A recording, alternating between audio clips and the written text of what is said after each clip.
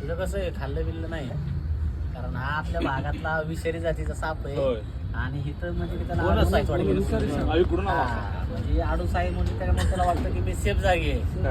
जेव्हा तुम्ही त्याच्या स्ट्राईक एरियामध्ये किंवा जवळ त्याला टच करायचा प्रयत्न करताल त्या टायमाला तो खूप करता आवाज देईल आणि तरी जवळ गेलं तर जंप घेऊन चावून रिकामा होईल तो. म्हणजे कधी चावल ते बी समजणार नाही. डोळ्याची पापणी लवकर तो दोनदा चावून बाजूला येईल. ह्याच्यामध्ये कधी जायचं हॉस्पिटलला जायचं तरच माणूस वाचू शकतो.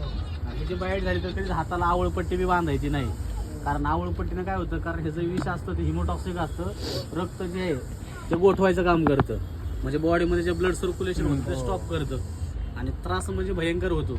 म्हणजे त्याच्या